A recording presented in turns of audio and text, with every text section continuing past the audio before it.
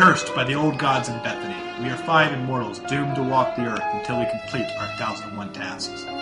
Due to being really noisy that night, and some of us were straight up not listening, we are not sure what 1001 tasks we are supposed to accomplish.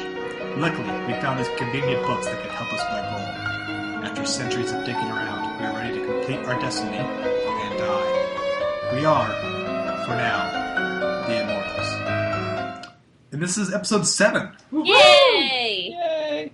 I always enjoy your guys' enthusiasm when we start this. Numbers are it's very really encouraging. important. 7 is a great number. It is Seven a good number. It's a pretty good number. 7 is the number that is the most people's favorite number.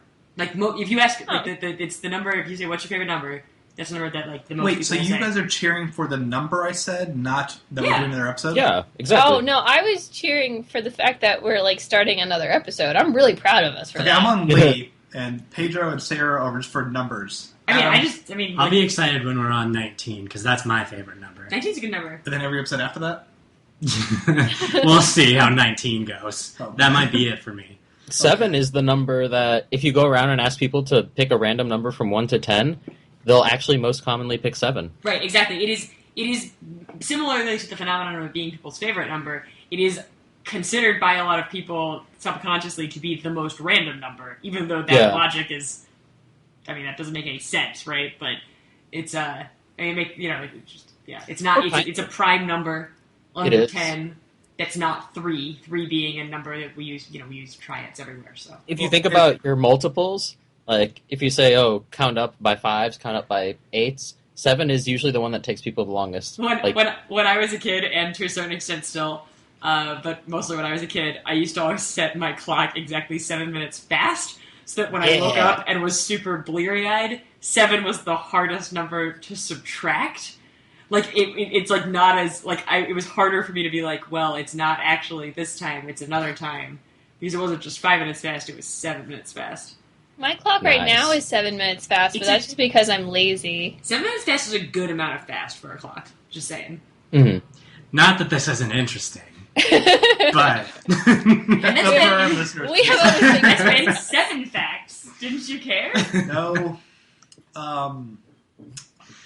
Anyway, my name is Hey, Austin, what's 7 times 2? 14. What's 14 plus 1? What's happening? 15. That's all. Once again, we are ruling the podcast realm of just perfect episodes week after week. We do what we can. We will really nail this by our 1001st episode. By the way, my name's Austin. My name is Adam. I'm Sarah. I'm Lee. I'm Pedro. And every week we pick a random number assigned to us by the old gods to review an entry from the 1001 movies, albums, food, custom recordings, children's books, and TV shows you must consume before you die. This week for episode 7, the randomly assigned number assigned to us was number 3. And man, was that too bad. And so this week we are reviewing, the movie is going to be The Birth of a Nation. The album is Tragic Songs of Life by the Louvin Brothers. Food is black currant. The classical recording is Ballades by De Machaut. The children's book is Make Way for Ducklings by Robert McCloskey. And the TV show is The Lone Ranger. For those listeners who haven't figured it out yet, many of these books are arranged chronologically, which means the number gives you some sort of hint of where we're going to go. Most from our early stuff. Absolutely. Yeah, 3 is the 3rd year of the world. Right. Yes. Speaking of numbers, that's not how 3 that works. Speaking of old Holy things, Trinity, speaking of old which, things, if you add 7 and 3, it adds up to 10. it's true. Speaking of old things, Henge fact. In fact, So, my henge fact is fairly simple, but in Rolla, Missouri, in case you care, there is a exact half-size replica of what Stonehenge would have looked like, except instead of using rough-cut stones, they use perfectly polished, nice stones. So it's very geographically wonderful. I've been there. It's great. It does all the cool henge stuff, like when the sun comes at the right, it works like a sundial, and things, shine through, which is super awesome. Anyway, it's in Rolla, Missouri, and I believe Missouri State. It's one of the Missouri colleges. It is worth a visit. And that's my Henchback for the day. It's also worth noting that after every review, we give a rating out of 0 to 5 henches. That actually would have been that would have been useful context before my Henchback, but No, I we jumped the have gun. enough fans by now that they know that we use hedges. We don't need to explain any of this stuff anymore. We don't.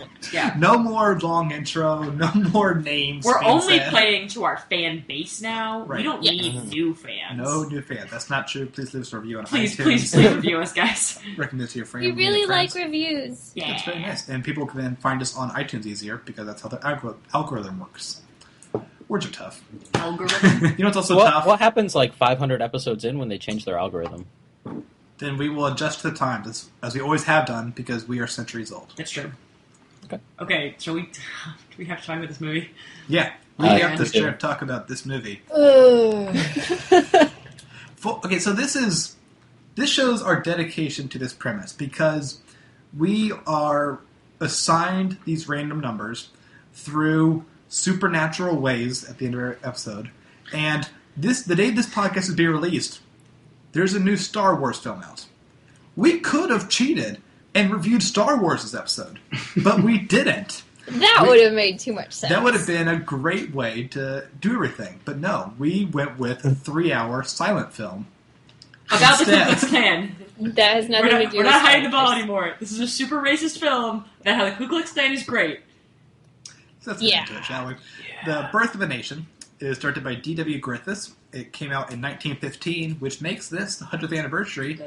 And I like to follow a lot of film websites. I believe no one really celebrated this That's anniversary. not true. I actually saw a lot of think pieces. Oh, nice. I mean, I was looking around for think pieces, Okay. and there were a number of 100th anniversary. Oh. The 100th anniversary is actually in February, so a lot of them they probably weren't on recent things, but back We then. wanted, with a few weeks left in 2015, we wanted to really give this movie a lot of credit. It's not accurate. No. This is considered to be one of the most important films in film history. Mhm. This is a story that is 3 hours long. It covers the before, during, and after the Civil War. We see lots of major highlights of that time. And we follow a couple families during this time. I've seen this film before. I have not. I have not. Nope. So, I have. so I always like to hear the newbies' thoughts on this. And Lee, I want to hear your thoughts. Lee, what did you think of The Birth of a Nation? I was very uncomfortable the entire time I watched it. And why is that? Okay, so this whole episode's going to be a challenge for me. But to find positive things, and I feel like this movie should be edited just to show the technological advancements it did have for the time period, and left at that. Like, So you just want a demo reel of this film? yes, Yeah. I don't want the plot. The plot is racist. It And, just like, was so uncomfortable. Violently racist. I mean, that's the thing. Like, look, there's a lot of old racist movies. What I found really interesting when I was doing some background research about this movie is this is a movie that is not just sort of tangentially racist. It is about the idea that black people are inferior and their presence in this country causes only discord and we should kill them. The Like, very that is- first line That in is the movie. what it's about. And what I found interesting was, and actually kind of heartening, to be honest, is that this movie was heavily protested when it came out. Yep. So that the NAACP was marching against this movie when it came out. And it wasn't just the NAACP. It was progressives all over the place in 1915. Like, in 1915, most people in the press thought that this movie was cray-cray. Okay. And Which is heartening, right? Like, you Yeah, that clears it, a mean, lot. it means that you're not watching this and being like, oh shit, this is what everyone thought 100 years ago. No, like, this is what everyone thought like 150 years ago. But 100 years ago, actually most people realized this was a problem. I believe the NAACP at that time had been around for a whole 60 years. Yeah, yes, it's a very new organization. It's about, I think that is about right, yeah. Yeah, this movie is so uncomfortable because it does so many things that, like, I was asked talking about this movie, is it accidentally racist or Nope, is no. it racist on purpose? It's like, no, Yeah. it was racist on purpose. It knew exactly what it was doing. Definitely. When it describes the KKK as a great cause, you know you have Saviors of the problems. South. Yeah. you know you have problems. And it was. I mean, it was bizarre. It was sort of. I went through stages of grief with this movie, sort of. And the last one is acceptance. So I watched it. It's very long. I watched it in 2 sittings. One of the only redeeming things about the movie, it is a silent film. The soundtrack is amazing. The soundtrack of this movie is great. Is awesome. I actually, as has become a theme in this, as has already become a theme in this podcast, I do almost everything I do now while playing Fallout 4. This was no exception.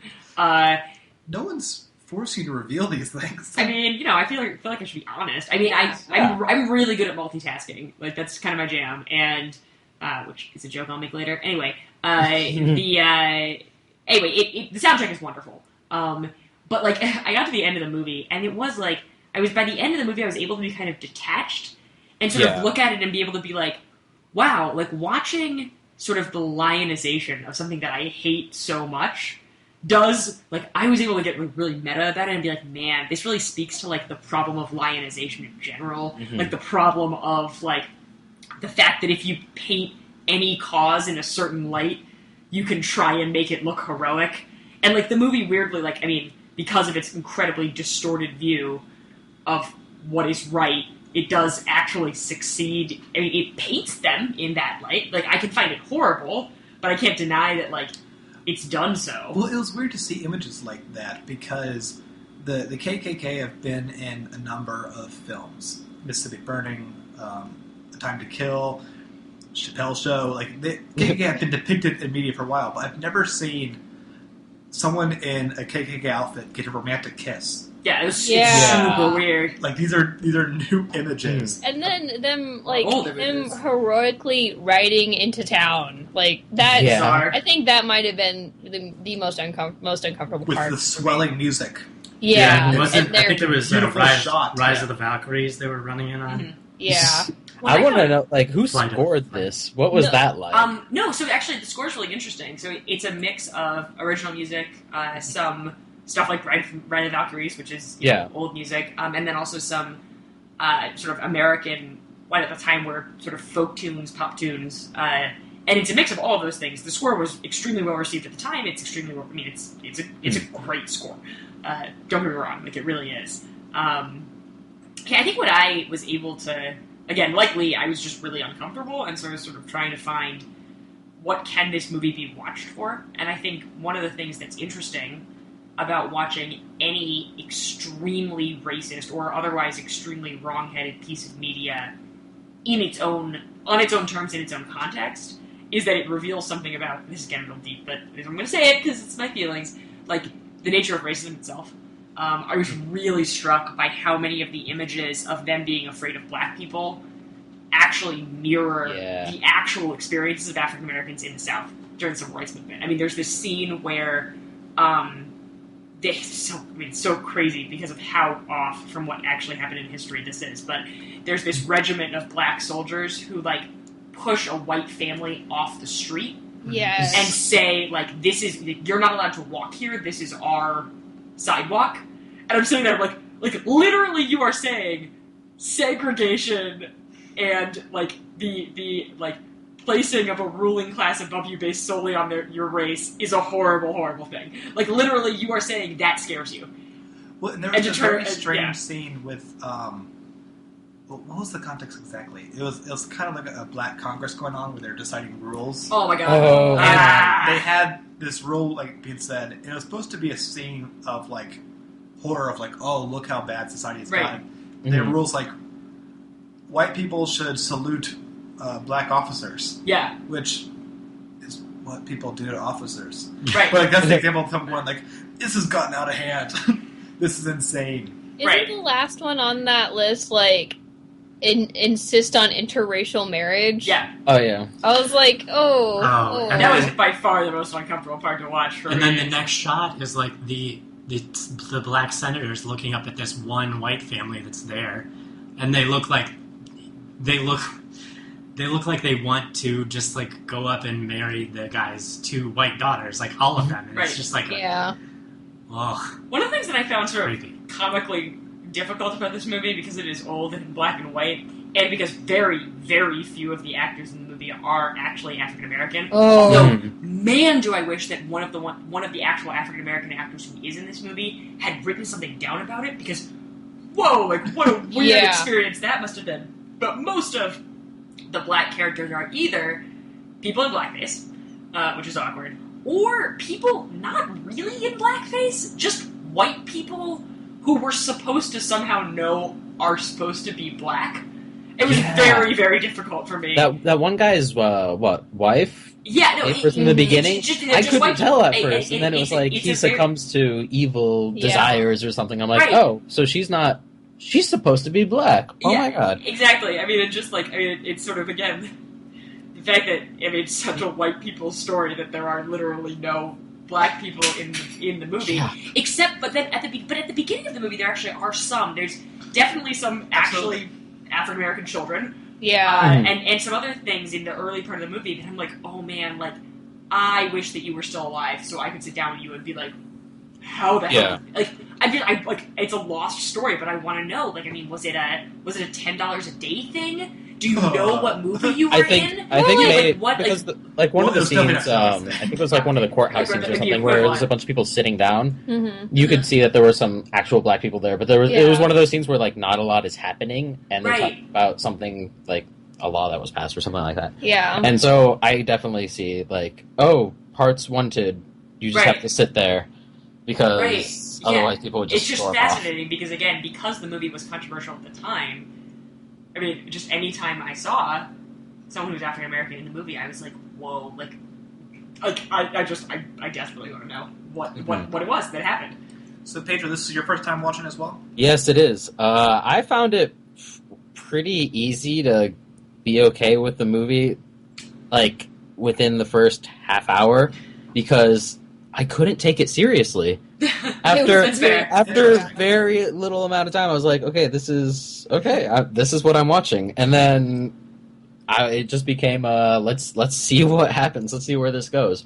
But the movie is kind of a beautiful movie to watch, except for I like know. all the bad scenes. I know. That sucks so much. Except for about all the it. bad 10 parts. minutes that are actually really pretty. But, like, all the Civil War battle scenes were Those are so really cool. great. They're Oh. impressive. Yeah, I would- and those were all actors doing that. All of Yeah. them. Well, and Yeah. it's so ahead of its time. I mean, it like the fact that this is made in 1915. I mean, it's one of the Yeah. first, Oh. or it is possibly the first epic. It is. Yeah. It is the first epic. It Yeah, is I was wondering if this was the first like big action film type. This movie broke like all the records. It's the first to do a lot of things. This is the reason why it's on this list, and the reason why it is. You can't just dodge it in film history. Because like we look at, so this is our number 3 for this book. This book that has 1,000 movies you must see before you die. It's not saying these are the best films; these are the ones that you kind of must see the full context of film history. The first film is A Trip to the Moon, which is 14 minutes Yeah. long. The Super second good. one is The Great Train Robbery, which is 12 minutes long, and this one is 190 minutes long.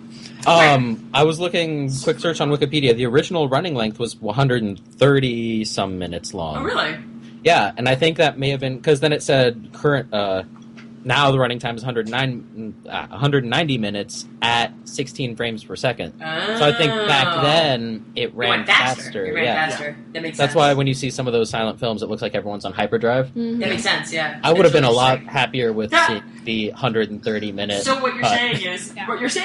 my desire, which I did have, to simply turn up the speed on the video Yeah. or find a way to No. do so Don't I do would have that. been almost did. Don't do been it. reasonable because that's how it was originally shown. That's I my did a point. quick search real afterwards. I was like, okay, Birth of a Nation, original speed. I Yeah. didn't find anything on the first page, but that would have been. They should No, really. but I mean, support like, that. it is true. Like, it's a movie that, I mean, if you care about film history, you can't just pretend this movie doesn't exist. In fact, it should be seen because it's not just If the you care running, about film history. it's If not you just- don't care about film Right. history, don't watch this movie. Seriously. Yeah. but it's not just the running length. It is the number. I kept being amazed by just the number of extras because Yeah. There are a that's lot the of thing extras. It's ridiculous. that you get with this and also his follow-up film, which came with that episode called Intolerance. Is that also one of the things? Yeah. Yeah, it Oh. is. It's also 3 hours, and it's his apology film. Oh, it's an okay. I thought it was Double Oh down. no, it is. Yeah, it is. that's what I It's I think a much better film because obviously story is watchable, but it's also even more technically ambitious because this film, you watch it and we can't take it for granted because of how many films today just use all these techniques. These are all new. Mm-hmm. The way he's moving his camera is as modern times. Oh yeah, the dolly scene really impressed me. It's incredible. So even though this was so difficult to watch, I almost was able to be removed and just watch as a technical aspect and go, he's inventing a whole new way to tell a story because so many films, even after this, are so stagey where they still filmed it like theater, just kind of put the camera down, use a big set, and just kind of walk around it awkwardly, don't even like turn the camera that often. This guy was just doing the most incredible things with the most amount of actors, he used editing in a very strong and effective way for these scenes. He's using the music. It's masterful with the absolute worst script to do. Big asterisk on that. It is. That's why this film is my second time watching it. It is so hard to talk about this film because it is, even AFI in one of their lists of 100 years, 100 movies, this was like I think number 47 one year. Like this is. I can't think of a single other film that like is this important to film history, where it is on a short list of maybe 100, and yet also is the most misguidedly awful thing as well. It is. I've never been able to find a way to talk about it, which is I've got a few more minutes. Well, your turn. I do have one thing because I read into things a lot. And at the very beginning, before any action happens, there's a title card that reads something like, "If I can truly show that war is an atrocity," I think is the word that he used, "then I've done my job well." Abhorrent was the word. Abhorrent, thank you. Yes, abhorrent, which is a very strong word. Yeah. So it makes me wonder if the rest of the movie, the entire movie, is saying, like, the war led to this horrible racial divide. And so I don't think so. I think it's saying it's pretty much black people's fault. Yeah, that's definitely the gist I got. I felt a lot of judgment towards white people at the beginning of the story. Like, it's true. No, it is a little. It's actually The something Southern that I would family say. is- Again, when I was trying, and we'll get to Hedges, I'm sure, but like when I was trying to figure out how I would go about rating this movie, it is like this was something I had problems with even on its own terms because I agree with you. I think the message is a little schizophrenic. Like it doesn't. I'm not sure, especially at the beginning of the movie. By the end of the movie, it's very clear that the problem is black people, and that's the problem. And but I agree. The beginning of the movie is much more of it's more about that question of brother against brother and the problems of war. And the first third of the movie is pretty watchable. It's racist, but it's not like the it's first half. I would say, I don't know. Like, well, I got really hour pissed off is the because scariest, most awful I mean part.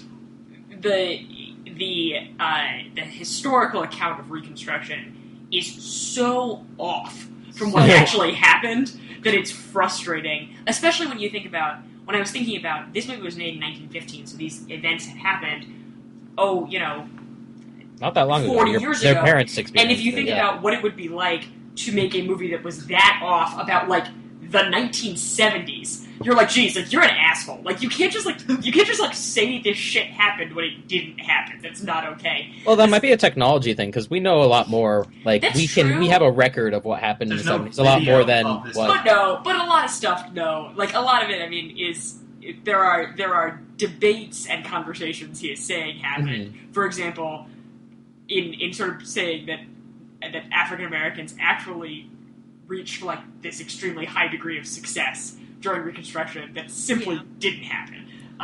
There are brief flashes of it in Reconstruction which are very interesting. There are, for example, situations where state legislatures actually did have extremely large portions of their legislature African American for like a little while the North was still occupying the South. But the kinds of stuff that they're talking about just didn't happen. And that's a frustrating rewrite of history to me. Whereas the first third, where it's just the families, is very much that typical Civil War story of brother against brother and, the usual stuff, which is, has pathos to it. I'm wondering if a lot of that comes from, like, exactly because a lot of their parents were there. Oh, And right. if you have people that are super racist and this is what they think actually happened, and then they yeah. pass it on to their Yeah. kids, I'm wondering what percentage of people actually believed all of this. It's true, no. And it is a little bit, I mean, it's funny, I feel like we've seen it before, but we're all white. And also, none of us are from the South. Are any of us from the South? No. Like, because I did, But obviously, we're also immortal and lived everywhere. right. Mm. But, Well, definitely but not most, from but most the recently, South. most recently, I did grow up in D.C., which is not, it's not the South, but I do, like, a lot of people from the South, and there's some things about this movie that are sort of, there's some roots of the Southern anger, some which is justified and some which is not, around Reconstruction, that are, it's very palpable in this movie.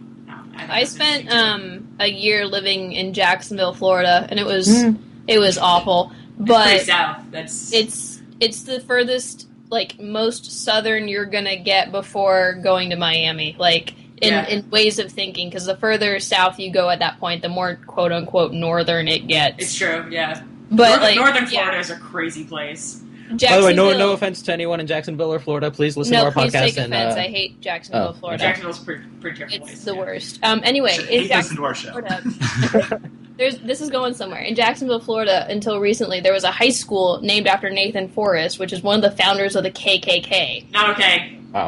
The majority of the population were black that went to this high Oh, school. that's super fucked up. It gets It even is. worse. The parents were like, we don't want to change the name because I graduated from Nathan Forrest. I want my kids to graduate from Nathan Forrest. Weird. That's weird. Yeah, so it's like so ingrained in the South. So like weird. still this mentality. It is crazy.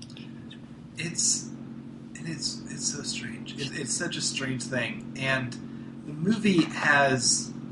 Someone mentioned we're schizophrenic towards the approach of the movie, and I have open actually the book, The 1,000 Movies You Must See Before You Die, because I'm just looking at like how to talk about this film in many ways. I like this quote here from the essay. It says, however, there is no debate concerning the film's technical and artistic merits. Griffith, as usual, was more interested in the possibilities of the medium than the message. In this regard, he set the standards for modern Hollywood. I think I look at a scene, which may be my favorite scene in the movie, which is the assassination of Abraham Lincoln. Oh yeah. And It's pretty good. that you have the whole. It's so dramatic. You have the build-up. You have everyone entering the thing. You have an American cousin playing, and the film depicts that as a bad thing that happens. Yes. The film's point of view is that all the chaos that's going on in that scene and how ruthless the attack was is this is a problem. And yet, then it also has a very different point of view. So it kind of tried to do both sides, and then one side just completely eclipses the other. I think almost because it's more dramatic to film. No, definitely. There was right after that when they were reading the paper and hearing about Lincoln's assassination. There was that card that said, "Our last friend in the North, or our only ally in the North, is gone now," because he was, wanting to grant amnesty and all that too. Well, that is more historically accurate, actually. I mean, that's one of the really interesting parts about Reconstruction is Lincoln actually. I think most historians now would agree that if Lincoln had lived, the story would have been very different. I mean, and the treatment of the South under the people who followed Lincoln was extremely harsh. I always liked how they filmed Lincoln. He was always often in a He small room. did I a good job casting and.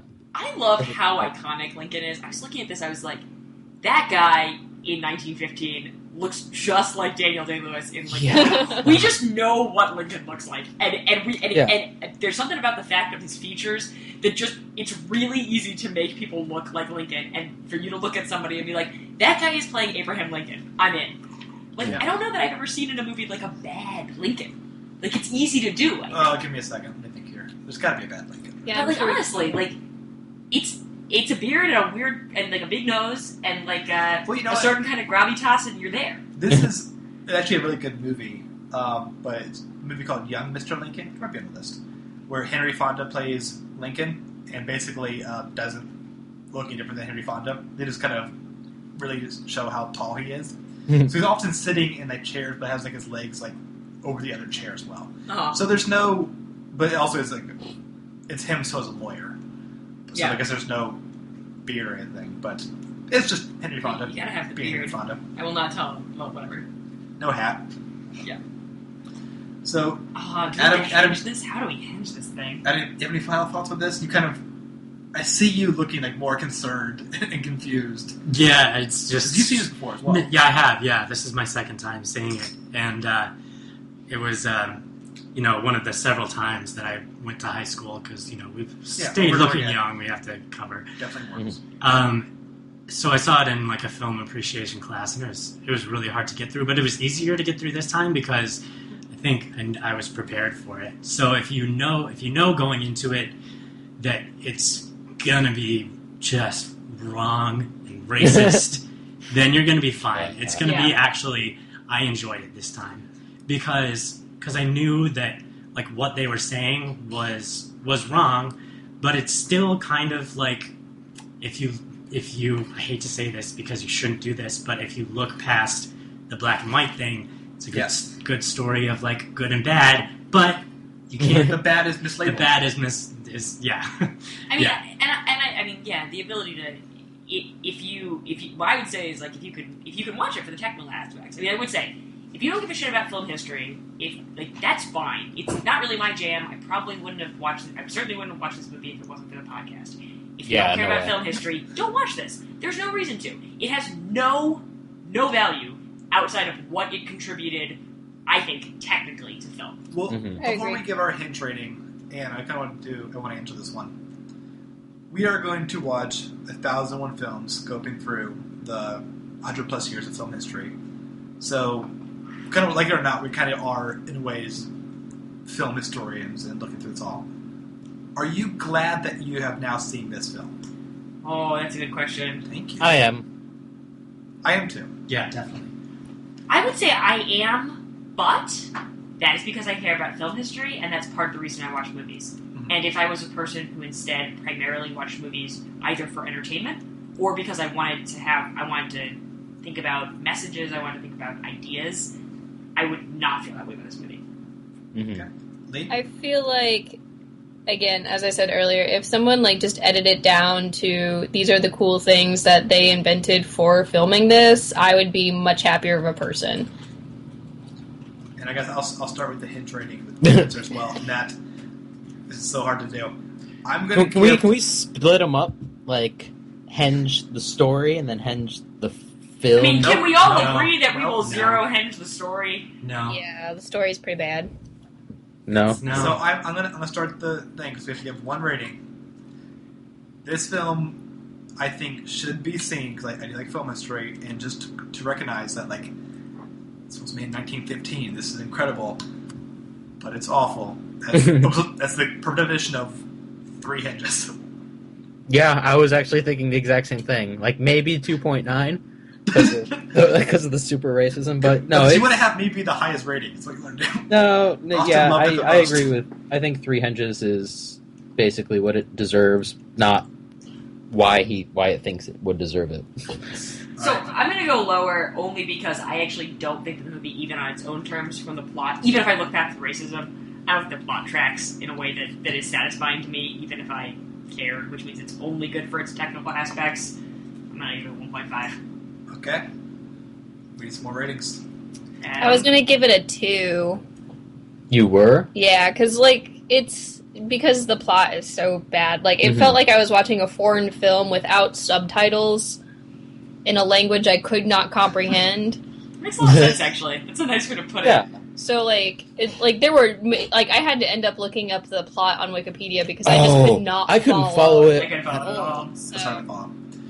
With that said, we reviewed a TV show with no subtitles and gave it a good rating.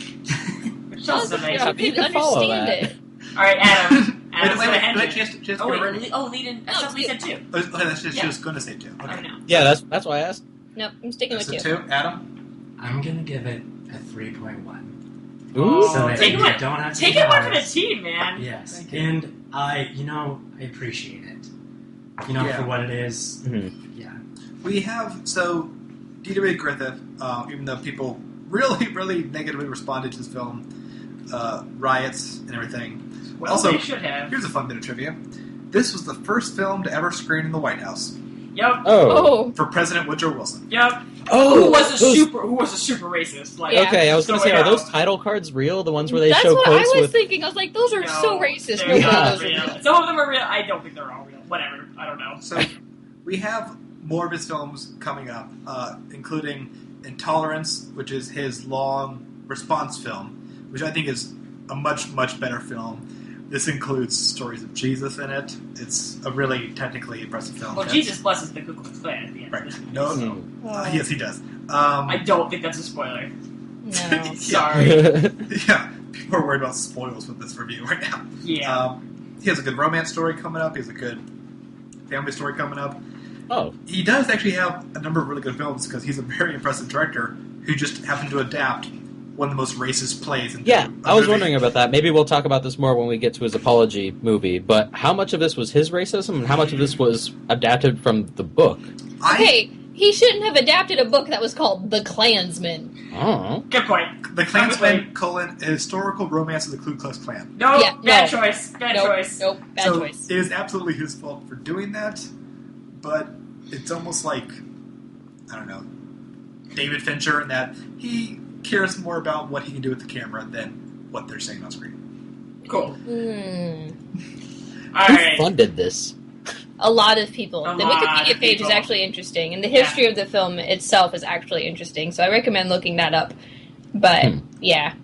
So, Yeah, there's definitely a Wikipedia rabbit hole to be gone down on all this Yes. stuff. Really interesting. Yeah.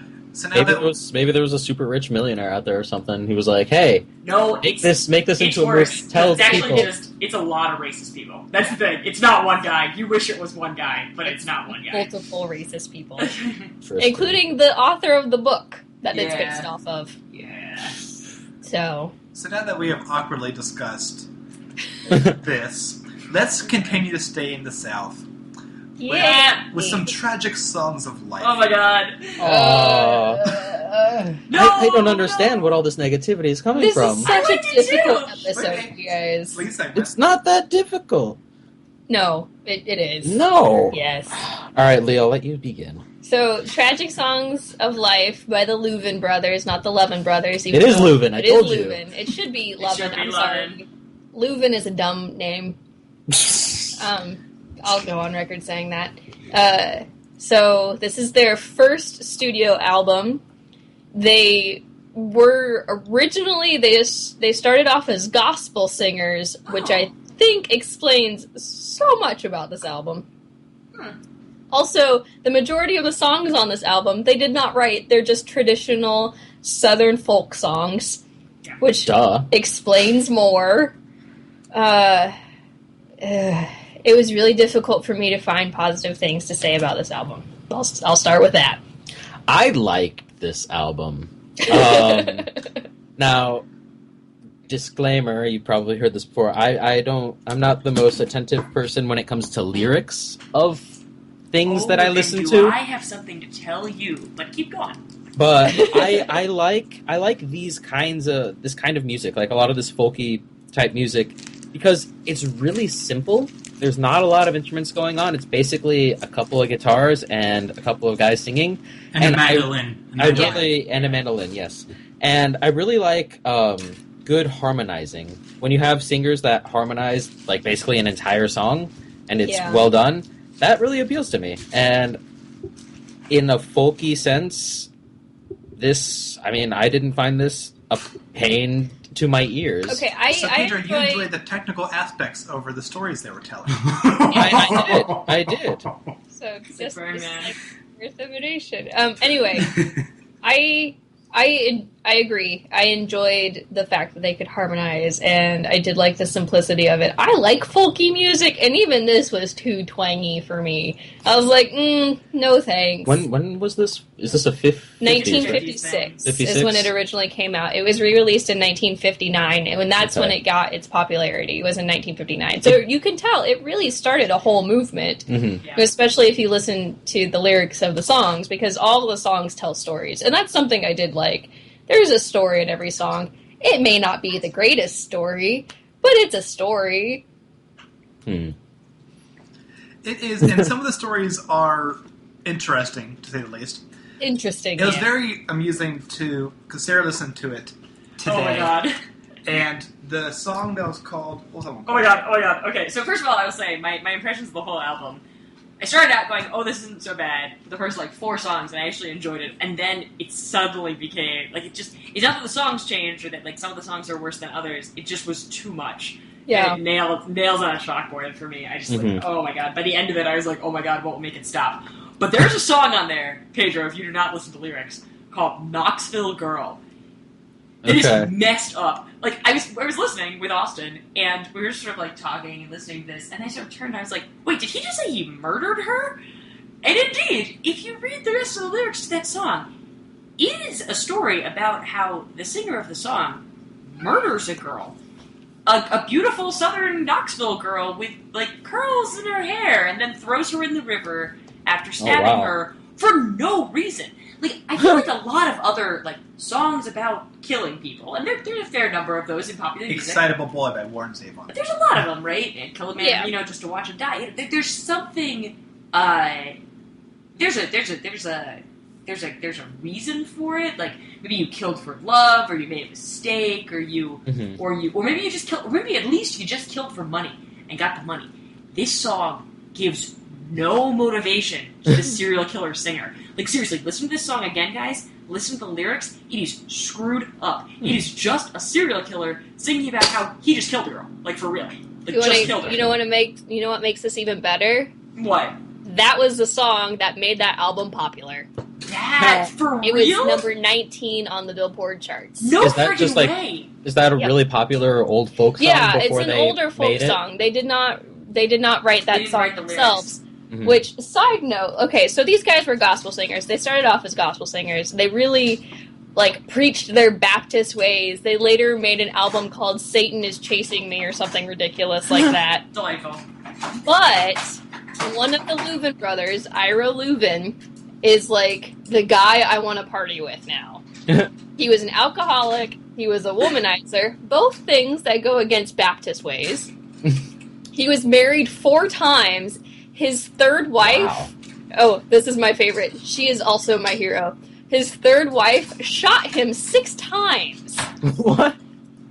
Yes, and because he was trying to strangle her with a telephone cord. And so she shot him 6 times. He survived, and she said, if he survives or if he lives, I'll shoot him again. And it's you know what? These are some people I want to hang out with. And he was able to get wife number 4 somehow. Yeah, somehow. Got wife number 4. Who would have thought? Oh, it's also rumored, this is apocryphal, that he would get so frustrated tuning his mandolin on stage that he would then smash it. Awesome. So he kind of is he the originator of... Yeah.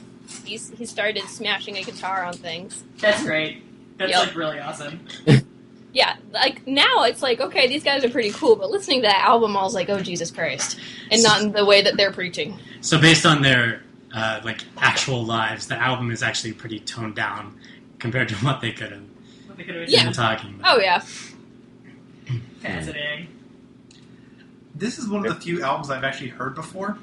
Really?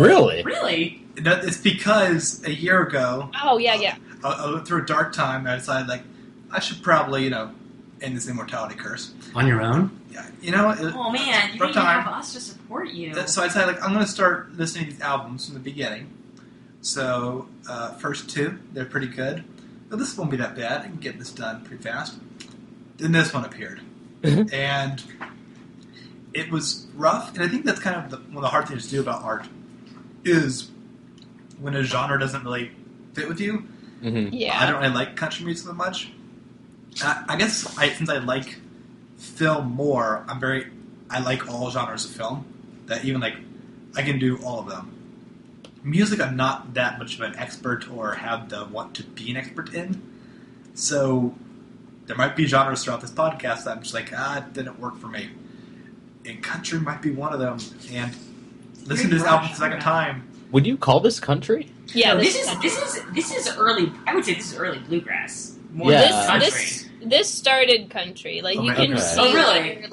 Yeah, Johnny Cash has a lot of you can tell when you listen to Johnny Cash. Yeah, it's no, that's true. There's a lot of it was very Johnny Cash. Yeah. Mm-hmm. the twang and The twang, and the rhythm, a lot of the sound, the overarching themes of killing people for no reason. I mean, yeah. Well, and the issue also to me is that But this... Johnny Cash, when he says that he's hot, the Knoxville Girl song is not that. No, they were probably drunk when they were singing it. At least one of them was probably. Yeah, at least one of them was probably drunk when he was singing it. So. Good for them. Well, and it's also to listen to it, especially in a row, it's hard to tell when a song actually ends. Yeah, Yeah. after a while, it sort of. I kind of had the same experience that Sarah was mentioning, where I was like, "Oh, this is great," and then in one scenario, I was like, "Okay, I gotta turn this off for a little bit," because it was It's too hard to concentrate on too anything much. else because it was just there. But I would listen to it like in my car a bunch, and after a while, I'd be like, "Wait, this is the first song again." Oh, So okay. that was my. I couldn't tell like the transition between songs. Yeah, that was one thing I did not like about it. Every song sounds the same. Yeah. And you guys had this issue with like the latter half of the album, This Is Hardcore, a few episodes ago. Yeah. And I didn't, because I really liked each of those songs individually. Is it similar to that for you for this one, or was it worse? I think it's worse because I don't know technical things for song, but the intro of every song was like the exact same. Yeah. Like it was set up the exact same way, and that was annoying. I'm wondering if that's kind of on purpose because they are taking folk. I assume not just folk songs, but folk stories and putting them into song.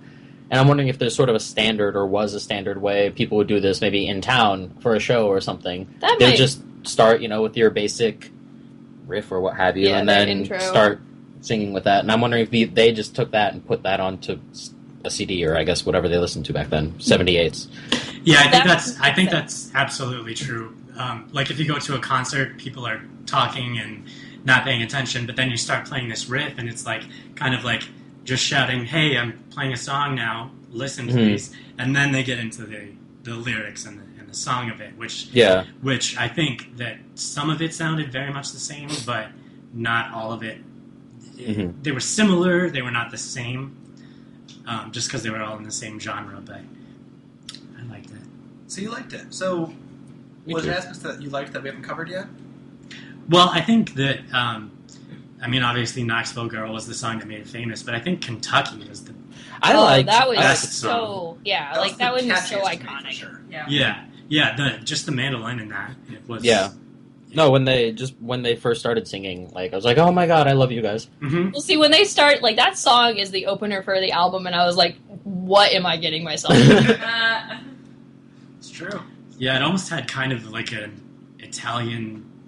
That's what my brother thought when Feel. he heard it starting in my car. I adopted a brother. I've mentioned this before, but I'm currently in the process of integrating into a new family, as we have to do every. yeah. Right. I'm Yeah. between Couple families decades. right now. Right. And yeah, he was like, "Oh." When they started singing, he's like, "What the? This isn't Italian." No, it's not. It's true. So I think that's what kind of makes it stand out from anything else, and that's probably why it's on the list, because they're really good musicians. So I think we're ready for hinge ratings. Lee, it's your segment. Ugh. I'm gonna give it a 2. Again, I appreciate it for its technical things, like the things that it did and the things that it pioneered. But you couldn't pay me enough to listen to it again. I'll give it a 3.2. Yes, because I Don't didn't- explain why. I didn't dislike the album. I think I enjoyed it more than I did Birth of a Nation, so it had to be a little bit above Birth of a Nation. That's a perfect comparison. Sadly, I didn't. Which is why I'm giving it a 2. Ooh. I'm gonna give it a 3 because I probably actually will listen to this again. I'm gonna give it actually a 3.5. I'm a fan of early country and bluegrass, and while it did I would not recommend listening to it all at once. There's a lot of good here. Big fan. All right, now let's take a little bit of a food intermission here while we try the third entry. So the food book is the most interesting of all the books because it is not chronological. It is grouped by categories. Yeah. So this is not the third earliest food because that's not a thing. So we have black currant. Current. Nope. All right. Current, sweetie. I think it's Kuras. It's just called current. It's always been blackcurrant. I think And don't put so much space in between the two words. It's the words are actually in English. Like you're not speaking a different language. I think you're all judging me too I much. think I it's, am I judging think it's you. French, and it's Kiro. You're wrong. In Black French, it has a different name. La Kiro. No, cut Oh off. my god. It Everyone? might have originated Everyone? as something French, but No, it Kiro. doesn't. The French word starts with a yeah, but like Gee, I even don't know then, what it when is. we say Paris, we say Paris. We don't say Paris. It's true. So- But you don't say Paris. Well, that's because Every time you say Paris and All right, karaoke focus, and all guys. that. Every So, fucking blackcurrant. time. So blackcurrant, I actually think is kind of interesting as an American because it is a very common flavoring in Europe. Like it's sort of up there with your cherries and your grapes and your lemons and your oranges for just flavors of like food. And in America, it is remarkably difficult to find. It was so hard to find. Yeah, it's funny because I mean, it really like if you're in Europe, it really is pretty easy. What do they call it in Europe? Do they call it something else? Do you No, happen it's to know called any of the- it's called Kiro? blackcurrant. I believe they call it No, Black and, Kiro. Pedro, you're. Oh, okay. There's a certain type of liquor that Yes. a lot of people mix with champagne, Yes. This is what I and was trying to that tell is them. what that was. Yes. Okay. So the place, if you are, I don't know, an American, where you may have experienced You blackcurrant should have brought it. flavor is creme Well, de it's- cassis, which is which is a liqueur. And if you're into champagne cocktails, the most famous of the champagne cocktails, the Kir Royale, is champagne mixed with creme de cassis, which is blackcurrant liqueur. So that's the flavor that it is. What they actually are is very small berries, similar to grapes, but they're not grapes. They're blackcurrants. It's different food. So we here in Chicago have some dried blackcurrants, and we have Ooh. some. We also have some jam, which we're eating some toast. So We have the food too. Does it grow here?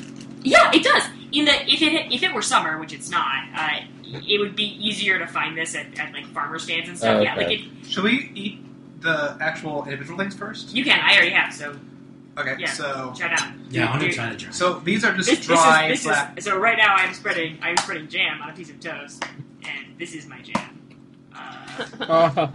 Yeah. Yeah, that's what this is. What about No, we found. Well, I found the jelly. So we have blackcurrant jelly here in Central Indiana. And keeping with what Sarah said, it's a product of France. Yeah, ours is French. Mine is German. Bonne maman, good mom. Mine is Schwarztau, blackcurrant spread. Well, these. You should try this actually. I think it's a better. Okay, so it's a better. let's do these first, then we'll get more into the jams because this is. Yeah, sure. it, So. right? It kind of tastes like grape jelly. to me. So what we got is we got Absolutely. dried black currants, and what they look like tiny raisins. So the only place you may have run across these, if you're American, scones. If you've ever done like these are the little raisins that are in scones. These are They're often not actually raisins; they're currants because currants are smaller. But I think the dried ones taste just like raisins, but the jam They more do. clearly differentiates the flavor from grapes. Oh my god. Sorry, I just looked up because what you described reminds me of a very small little red fruit that grows all over the place in France. And you just pick them off and eat them, and it's kind of bitter and kind of Mhm. like this. So it's like, how do you say glacé is the fruit? It's glacé, yeah. I typed it in and it said currant. But they are, yeah. So these are black glacés, okay? Because they have Yeah. red ones, and those are I've eaten those a bunch, They're a little sweeter. and they're good. They're really good. They're really tart. The fresh ones. So I'm these, assuming these would be too. these dry things I think are really good, and Sarah's right. These taste just like tiny little They raisins. just taste like raisins. I would, if you would have just put these in a little red box, I would have believed they were raisins. And Yeah. there's almost nothing to distinguish that. That's why you should try the jam, because the jam About makes it to. taste like not that. But also, for a note, that this was bought at a fresh market, and it says a product of Greece. Mm-hmm. So that's the thing.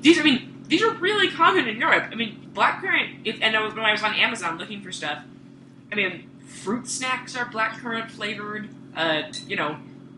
Jams, jellies. Like drinks, like Mhm. everything is. It's one of the flavors. It's just so Oh, yeah. funny to me that it's like a fruit that Americans have just decided isn't cool or Yeah. popular or Well, They're something. very European. You guys know grenadine, like that Yeah. syrup? Yeah, Well, at least in Oh. France, like next to the grenadine in that aisle, they have a Yeah. lot of syrups, and currant is almost always one of them. Right. No, it's always one of them. Yeah. It's always one of the options. You have mint, grenadine, currant, and whatever. So, right now we're putting this blackcurrant fruit spread on toast. And, Sarah, what do you think of this? So, I mean, I think that it's easier in the jam to tell the difference in the actual flavor, because the flavor of the fruit's a lot stronger. Mm-hmm. And it's good. Fruit's hard, because, I mean, it's like, well, what does it taste like? Well, it tastes like black currants. Like, they taste like themselves. But it's like a little bit more bitter. A little bit, it doesn't taste like grape jelly. It tastes like sort of, it's a little bit more, it's a little stronger, a little more intense. Yeah. It kind of tastes like a mix between like a blackberry and a grape. Yeah, that seems fair. Kind of. That seems fair. It feels like the adult grape jelly.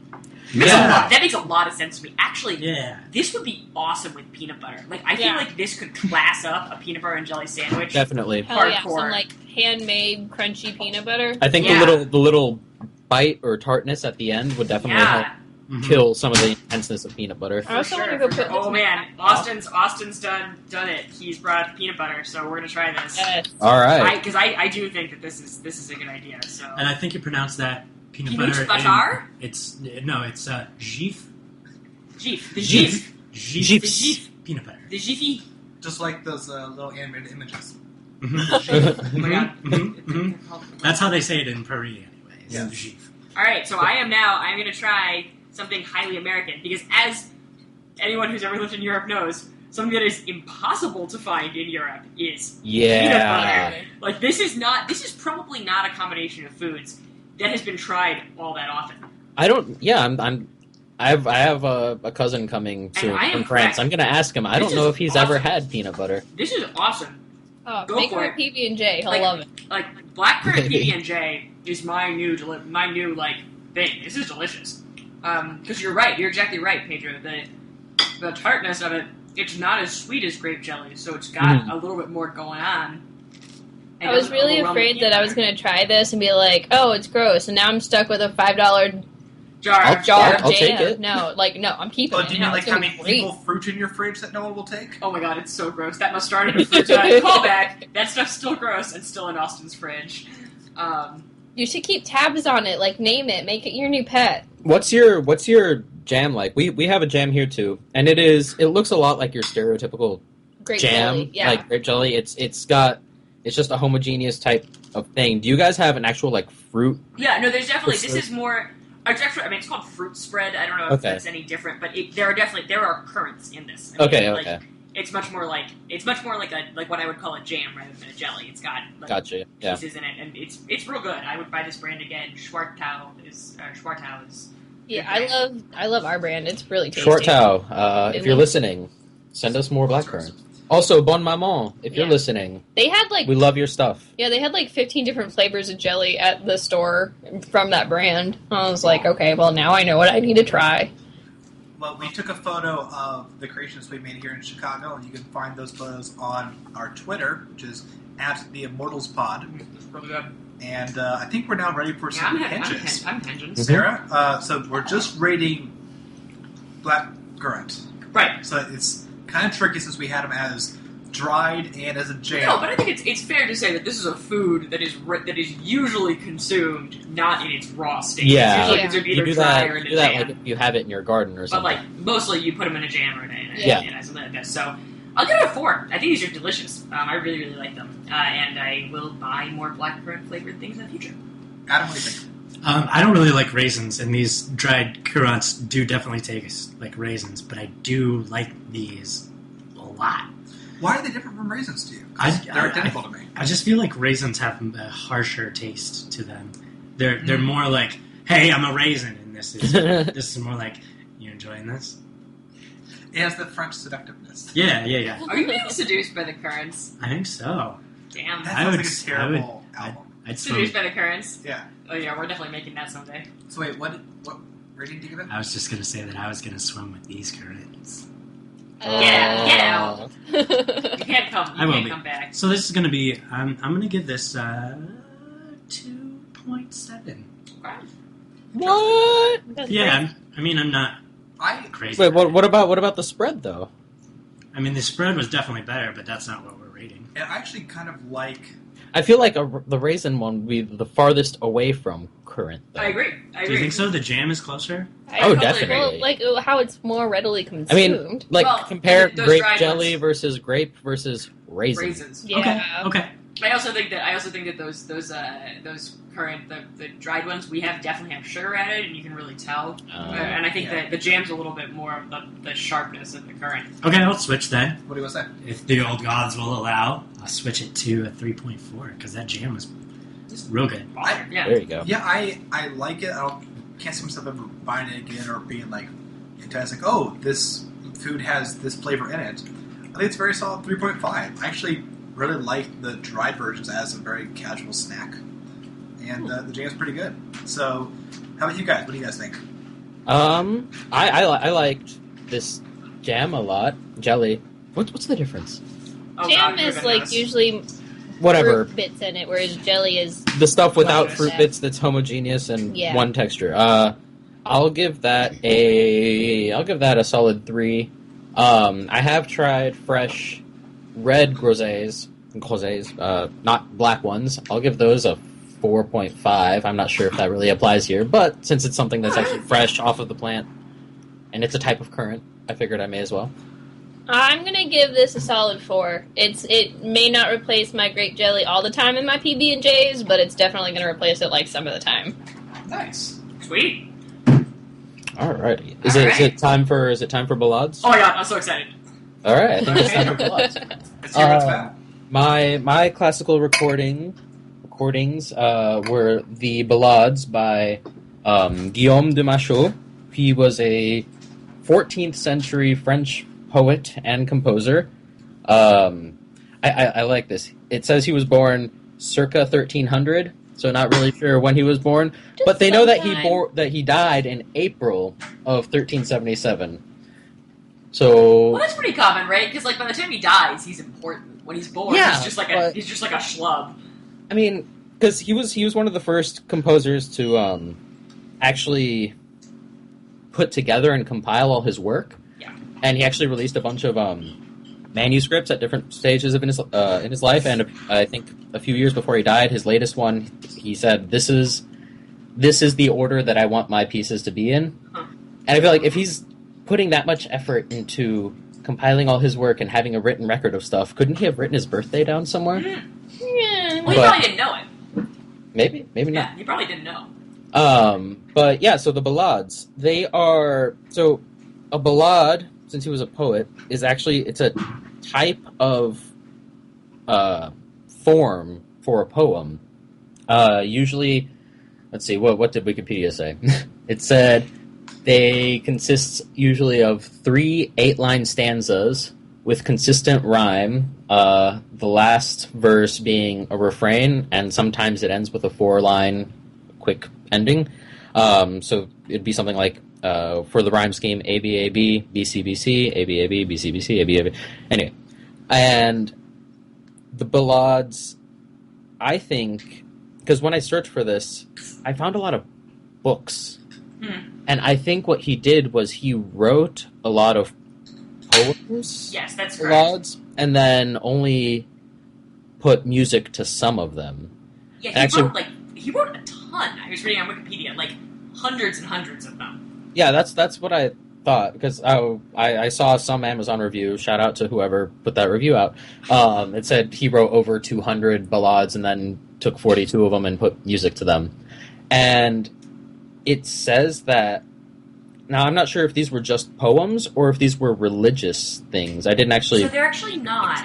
Okay, so these aren't, because I know he did a lot of masses. Okay, so I'm gonna geek out a little bit. Go for it. I'm a huge choral early music fan. It's my jam. And Stop saying that phrase. I'm not gonna stop saying that phrase. That phrase is my jam. Oh yeah. So Ballade, he's actually one of the last great secular medieval composers. There, or at least one of the great secular medieval composers, sort of before everything goes church.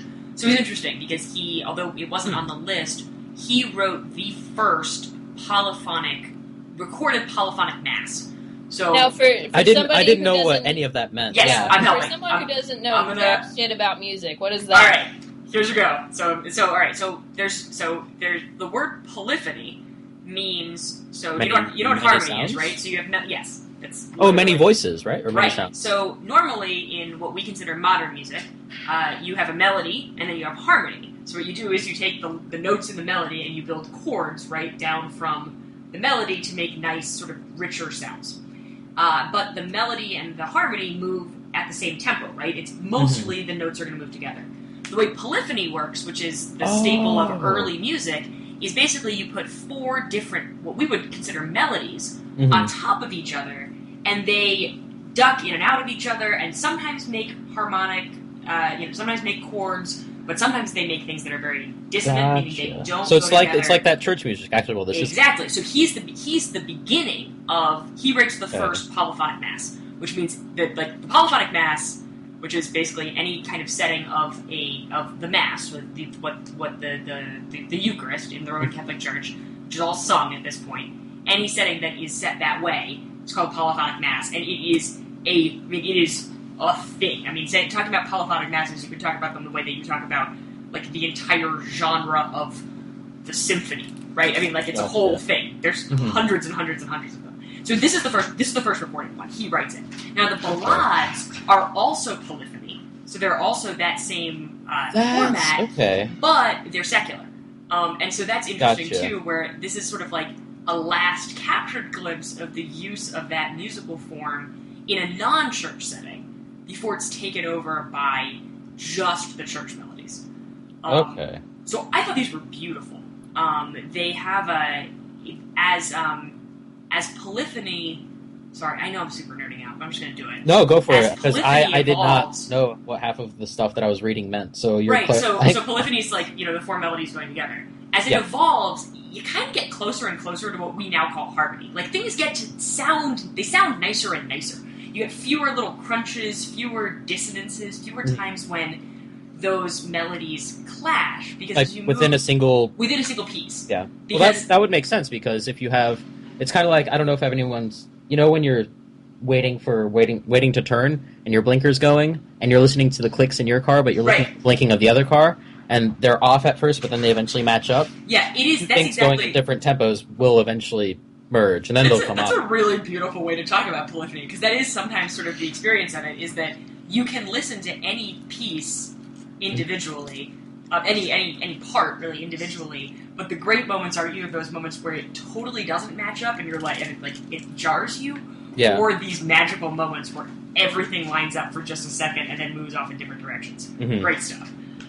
This early polyphony has a lot more of those dissonances, a lot more of those times when things don't match up, when the notes are against each other. There's whole ballades that I was listening to where you're like, damn, like this is like it sounds almost like it's out of tune.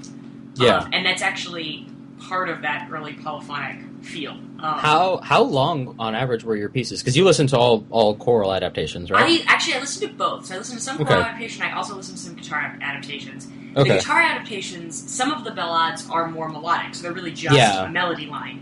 Wose have been adapted both for solo or choral, but mostly have been adapted for guitar, and are wonderful. Our pieces were a mix, everything from like a 4-minute all the way up to like a 10-minute ballade. Gotcha. And they were, in many ways, they were like classic early polyphony. But it's fun. It's got the feel of it, for the non-classical music inclined. There's a sort of there's like a fantasy feel to it, like a Tolkien, definitely. like, I kind of felt like I was being thrown back into the Last Crusade type. Yeah, exactly. Like, because it's very like. It very much is like, it feels like princesses and castles, and it's weird. Oh yeah. And a little like spooky and mysterious sounding, because nothing is quite in what we would describe as tune. Oh man. So, Pedro, would you describe this as fun?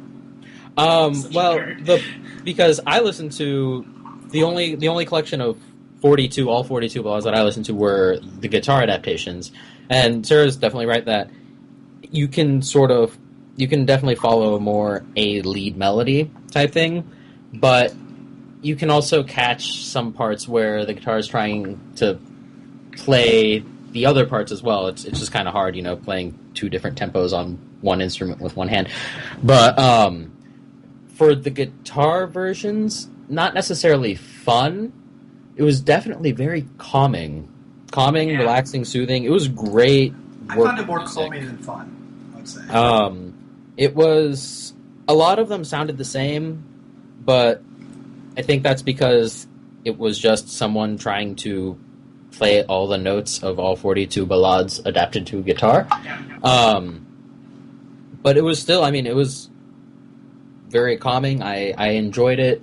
I did listen to a few of the ballades in choral adaptations, and I think there was one also where there were some strings in the background or backing. I heard that one too. There are a couple that are done with some period instrument stuff. Mm-hmm. And those are really nice. Those are a bit longer. Most of the guitar pieces were between 1 and 3 minutes, and then I found one that was 1.5 minutes on the guitar version, and then 7 minutes on the choral version. So that's why I was wondering about the lengths. The not guitar ones are more fun to listen to and interesting to have in the background because they give you more of that sense of being transported somewhere else, that sort of mystery behind that sort of mysterious feeling that Sarah was mentioning. For those versions, definitely more actively exciting, whereas for the guitar, very passively enjoyable, I would say.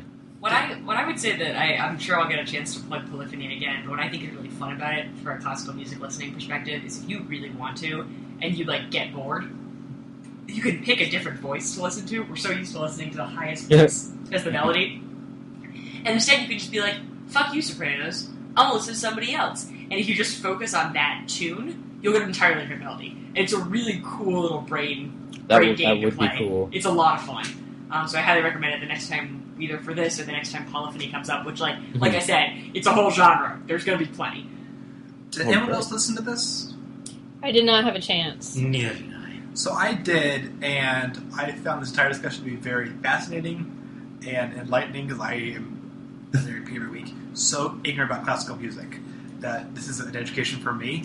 I always feel that my ratings are very empty.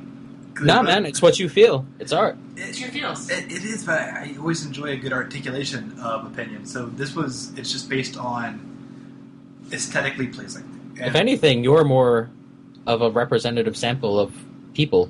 Yeah, it's true. So your opinion values the most. Clearly a nerd who is totally So I skewed. think we're going to have a very kind of... This one was...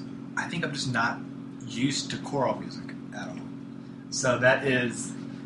Sarah's a big smile on her face. I'm going to make you listen to all of it. Oh, God. So it was... So I liked it. I found it very calming, but I found it to be very... I prefer something like last week's string quartet. I find that to be more pleasing, I guess, to my ear. But I appreciate all the guys saying about this, and I'm hoping to keep learning more throughout the podcast. But I think it's now time for some edges, I think. And I'm definitely not going first. So, Pedro. Let's see. Well, this is difficult because I feel like the guitar would get something different then. That's not my job. Ballades, all the way. 4.5. Okay. Sarah? I'll give it 4. It's great, but there's better Renaissance Polyphony coming. Trust me. Is there? Okay. Oh yeah. I may have to adjust know. my. You don't even know the good stuff that's coming. And... Pedro, you'll just have to go out to 2 decimal places for the future ones. Oh, yeah. And I'll say 3. It's fine. It's not my type of classical music, I feel, but I really enjoyed listening to you guys talk about the nuances, and I'm now going to listen to it again before I take it off my phone, just because now I can look for those 4 elements and how they ebb and flow. Actually, wait, I'm gonna adjust mine down to 4.2 because 4.5 is a bit too high. Well, because I really like all the choral ones so much that I wanted to just give it to them, but I can't. That's cheating. The guitars were also fun, but not worthy of a 4.5. 4.2. All right. Final answer. It is recorded. So, now it's time for something I have no transition for. Make way for ducklings, bitch! Yay! That was good, right? That was Jesse's take on this book. So this is now back into some more context. With the 1001 Children's Books Mystery Before You Die, it is chronological, but it's in sections. So if we roll an earlier number, it's going to be in the 0 to 3 range. 0 to 5, then 0 to... So this is an early book for babies. Yes, an early baby book. Yeah, the distinctions are kind of This is arbitrary. 0 to 3, then 3 plus, and then it is 5 plus, then it is 8 plus, and then it is 12 plus, and then it's chronological within that. Yeah. So this is the third earliest book within the 0 to 3 range. Yeah, and we've been mostly doing 12 plus, I think. We've had some later numbers throughout the podcast. Yeah. So, yeah, Make Way for Ducklings. If you haven't read it, you probably missed out on a lot of your I haven't read it. I hadn't read it. Actually, I guess I still haven't read it. Well, your book I Outliers. listened to the song. Wait, what song? So somebody on YouTube took the story of Make Way for Ducklings and made a song for it, and it's actually really adorable, and I kind of had it stuck in my head all night. Is it? Did they take the actual words from the story and make it into a song? As far as I know, yes, because that's the only version I saw, because it was really cute. So That makes sense actually, because you turn the page and each one is kind of like a line of a song. Yeah, it's the one, just to make sure, it's about Boston, right? Yes. Well, it's in Okay. Boston. Yes. It's about the ducklings.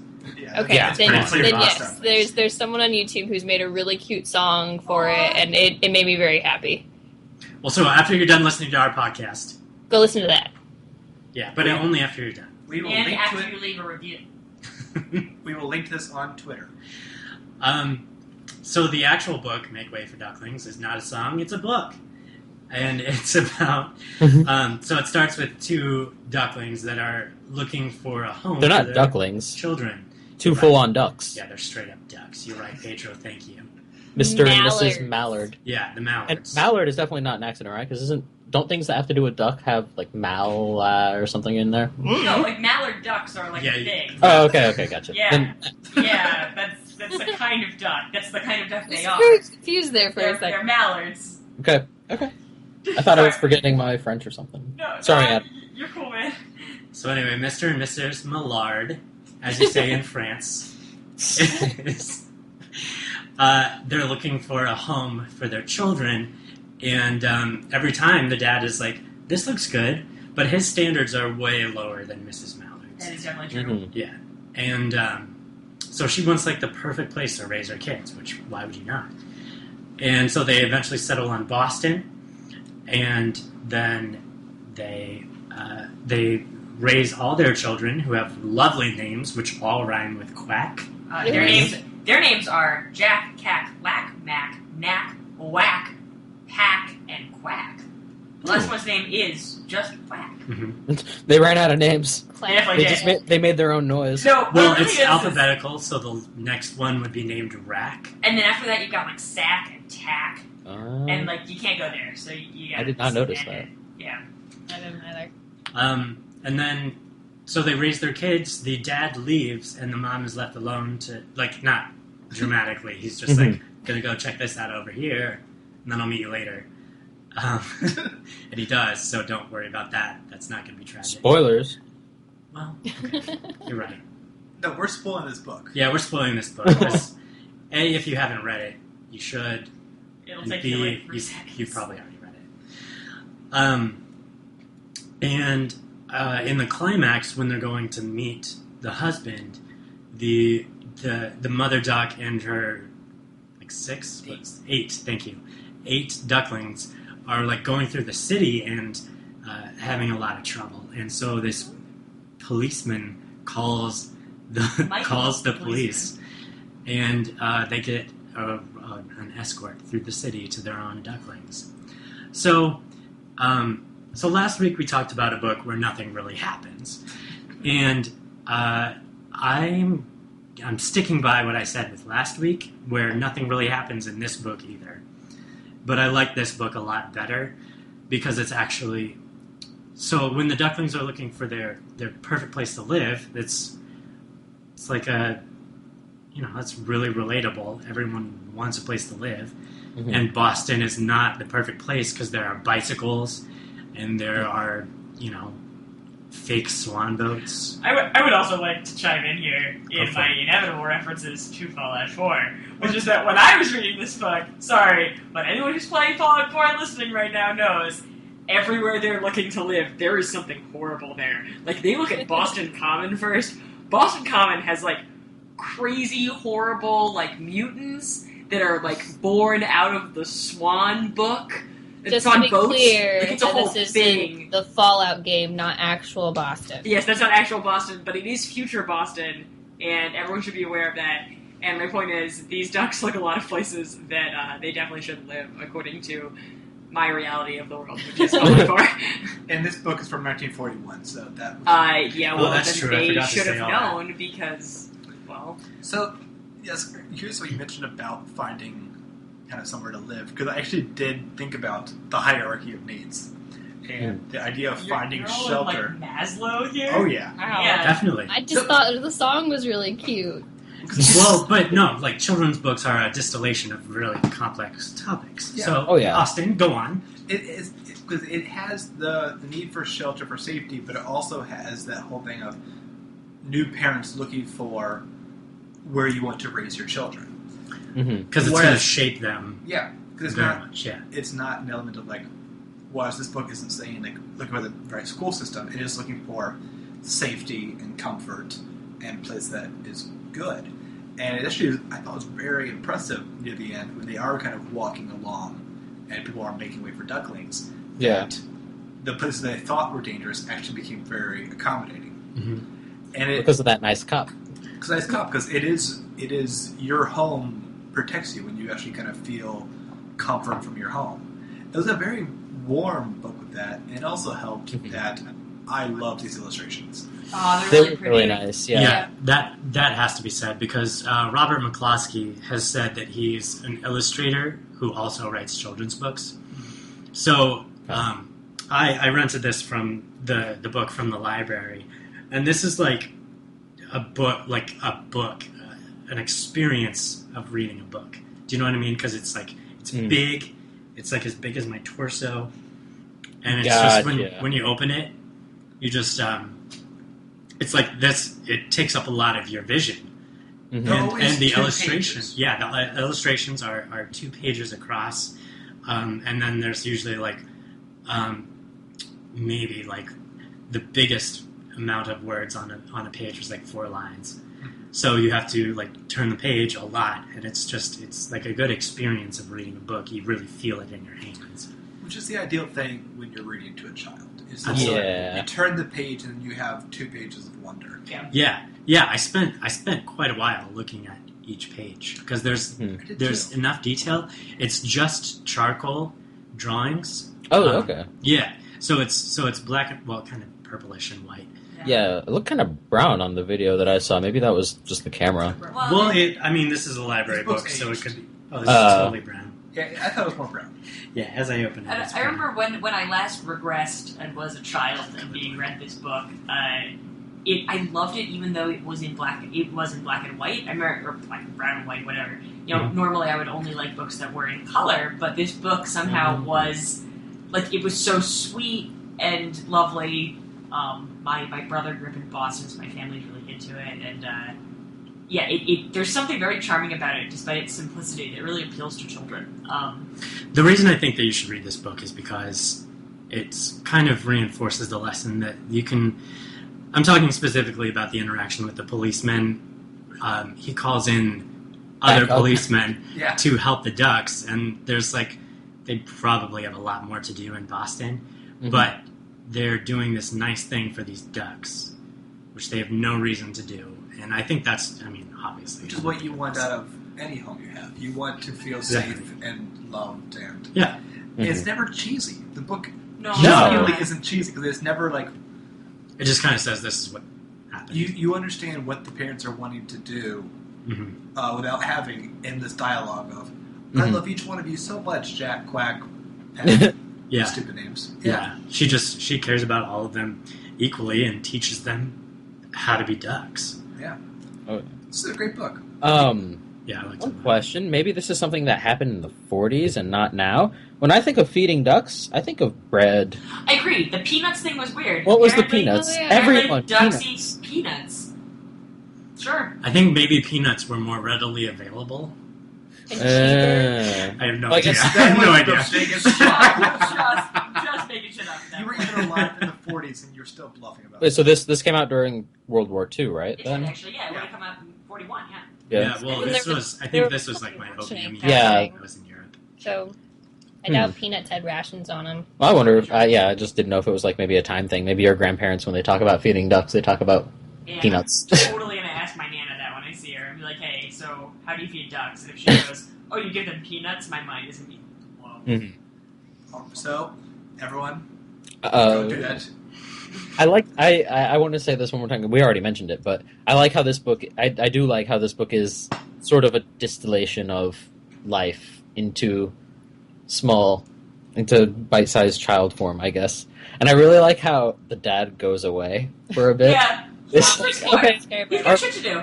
our kids are born. I'm gonna go take a trip now. Yeah, he's gotta go find himself, you know? Yeah, the reasoning in the book I was love I think that. that he wanted to go see what was over there, pretty much. I always thought that he was just getting food. Yeah, that could be like Yeah, that's looking probably- around He for. said he was gonna take a trip. I do want to make one point, because last week we did a children's book, which got a lot of hate Yeah. on this podcast. Deservingly so. No, look, those two, like this picture book is a great picture book, don't get me Yeah. wrong. But this is about the amount of plot that is normal for a picture book. I feel like last week's picture book got a lot of hate for not having a lot The of plot. biggest difference is that we talked about. I just mentioned how like they're not overdoing dialogue about affection towards it. It actually has simplicity within storytelling, and the simplicity last week was faulty. When you have characters doing things that don't actually make sense within the confines of the 20 pages, that's a problem. Make Way for Ducklings has conflict. Yeah. John Brown, Rose, and the Midnight Cat had no conflict whatsoever, except that they wanted to pet a cat. And I she know. fainted illness. Mm-hmm. So that she could get the cat. Yeah. Damn, you guys really hated that book. Anyway. Yeah, fucking hated it. It's a piece of shit. It's not that bad. Anyway. It's really Hinges. pretty. The Yeah, let's pictures end are this really shit. pretty. Super pretty. All right, Adam, Super pretty. how many hinges? This, I mean, it's a solid book. I think you should read it, and I can't really say anything bad about it. So I'm going to give it a 4.5. I was also going to go 4.5. It's Yeah. just really, it's a classic for a reason. It's beautifully done, beautifully drawn. And it won a Caldecott medal for the illustrations. I love those Caldecotts. Yes. I love saying that, actually, Caldecott. It's a great word. Yeah. Sarah? Man, you guys got me. I would never want a child to grow up without reading this book. 4.5. Pedro? Well, dang. I was like, I guess. I mean, my instinct truthful. is 4. I never read this book as a child, so I guess I don't have the We could have whatever you call nostalgia it, bias. the nostalgia. Exactly, the nostalgia part of it. I think it was. I mean, great book, very well illustrated. Solid 4. Cool.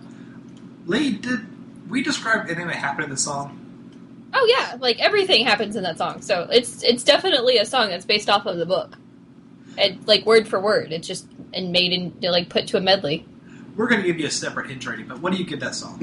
The song is super catchy. I would give the song probably a 4.5. Story overall, like it was solid, but I don't have the nostalgia goggles on, so like I don't know, 3.5, 4, 3.5. Let's go 3.5. Yeah, bring that down a little bit. Yeah, bring that average down. That's Nope, fair. That's nope. fair. We're keeping it just for that song.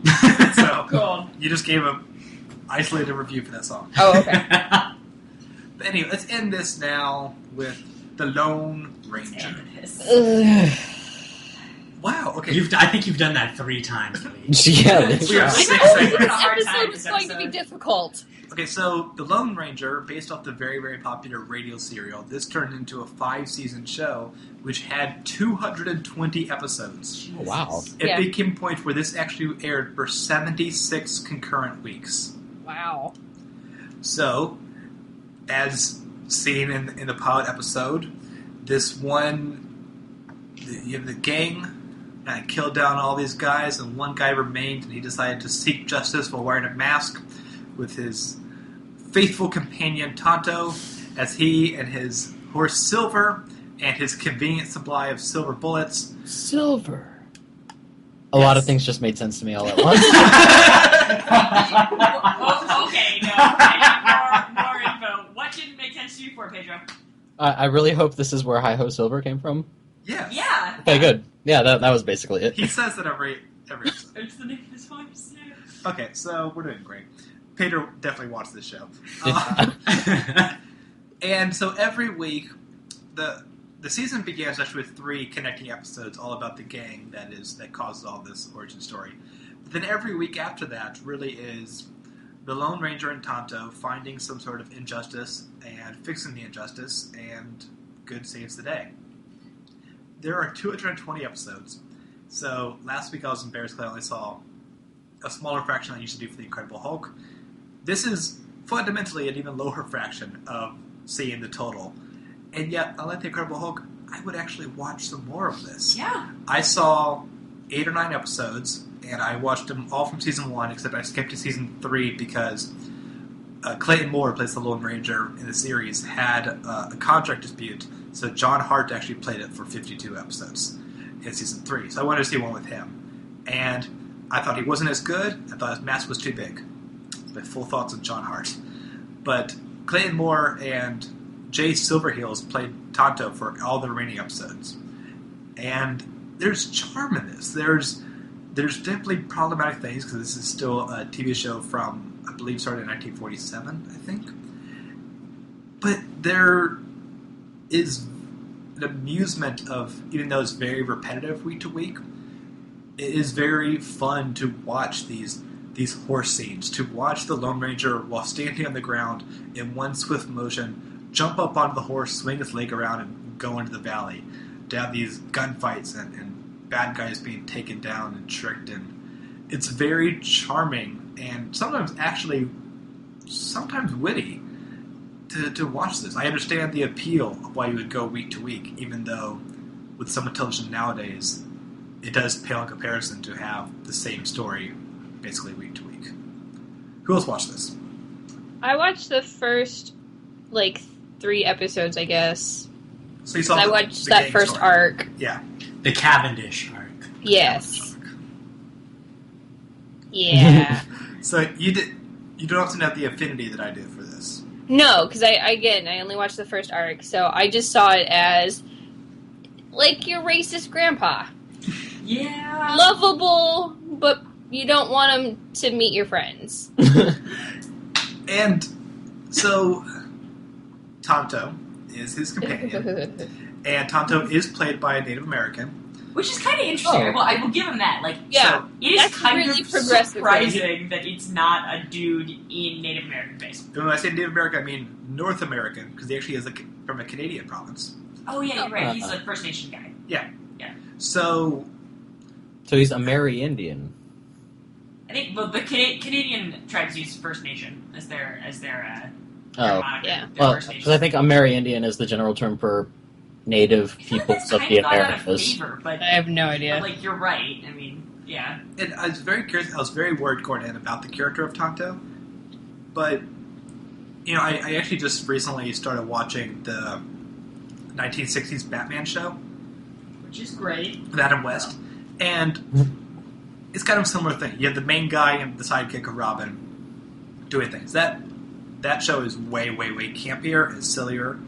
But I was looking at the sidekick elements of them both, and Robin is often terrible and childish and seen as a very dumb counterpart to Batman, and that Batman has to explain to him things all the time. Robin gets kidnapped all the time. Whereas Tonto has the very, very problematic and upsetting thing that they really just do not get the subject-verb connection correctly.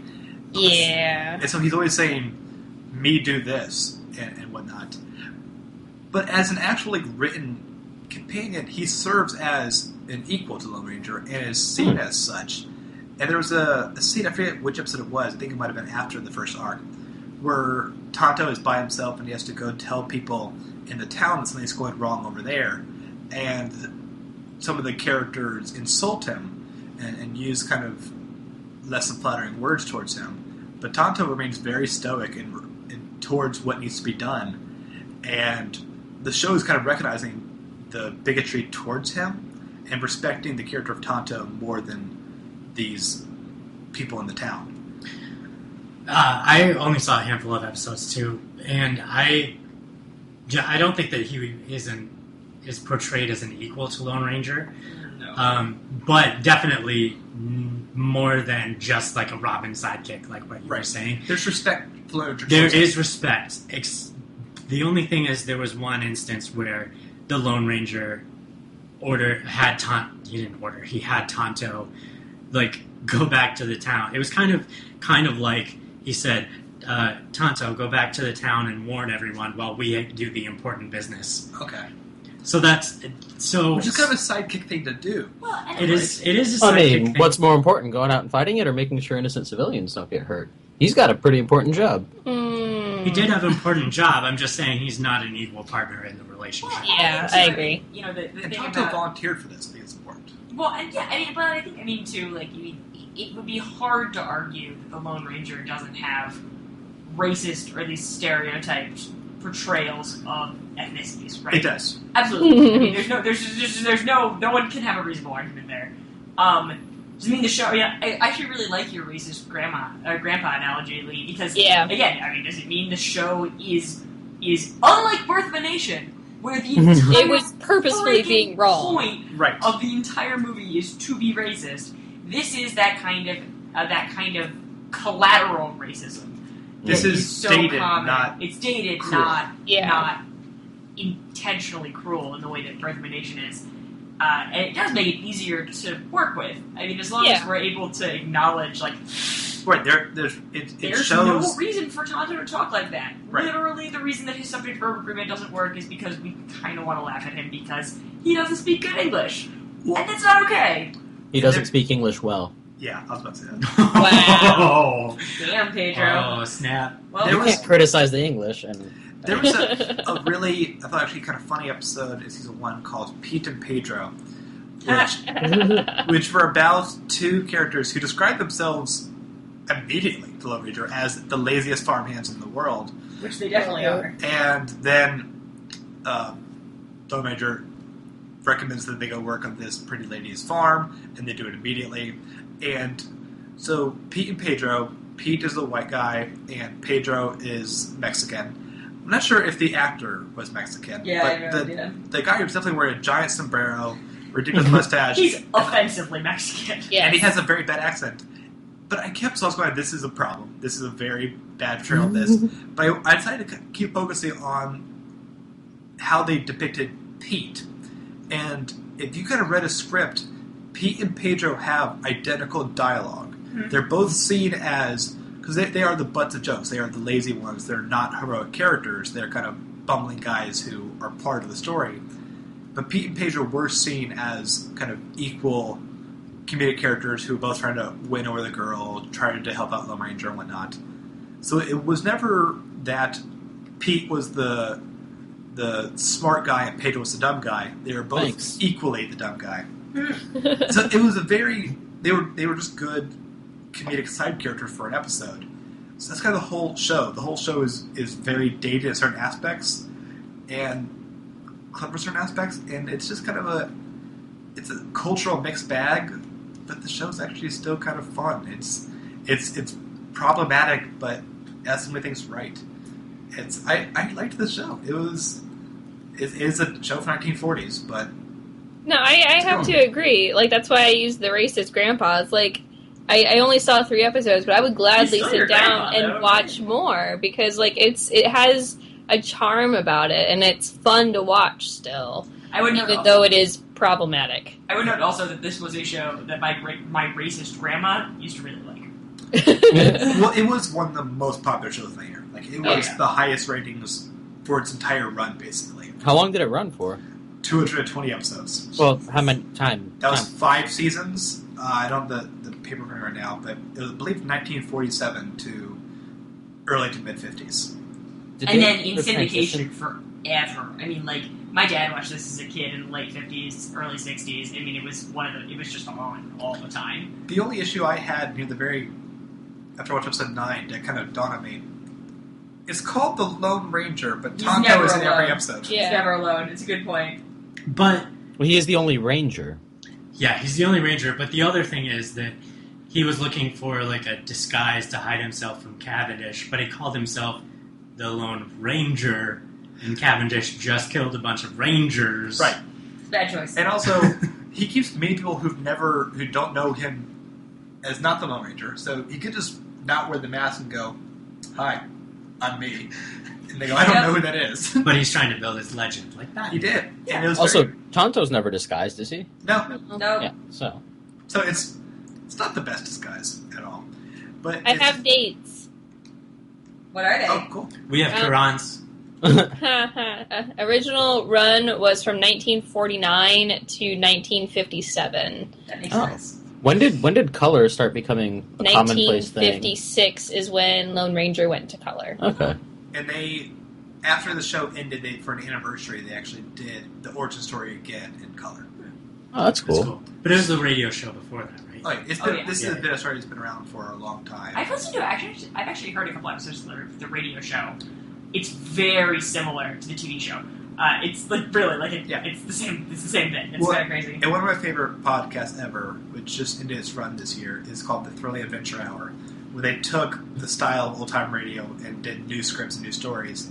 And they have two ongoing reoccurring stories. One of them was Sparks, Nevada, Marshall on Mars, which is a very fun sci-fi western twist. That was completely in the style of the Lone Ranger. So it was very fun to watch the episodes, but I kept thinking about Sparks, Nevada, and his Martian sidekick Croach, which I highly recommend that thing. That's the funniest. They basically take the format of Lone Ranger and improve upon it with modern sensibilities, where Croach is such a geniusly created character. But it's not what we're reviewing right now, because there is no 1001 podcast to listen to before you die. Yet. But we'll definitely be on it, because Oh, yeah. it'll be rude if they don't. Yeah. They follow us on Twitter That now. would We're be true. cool. So, anyhow, I'm going to give this... I want to see more episodes. I'm going to give this a 3.8. I can't really give it higher just because it is the same show week to week, so I have really no compulsion to watch all 220, but I do have the compulsion to watch 10 more or so. It's fun. Who else watched it? From what I watched, I'll give it a 3. It's fine. Yeah. Watchable. Yeah, I'll give it 3.5. Like I said, I just watched that first story arc, but I would keep watching more. Sure.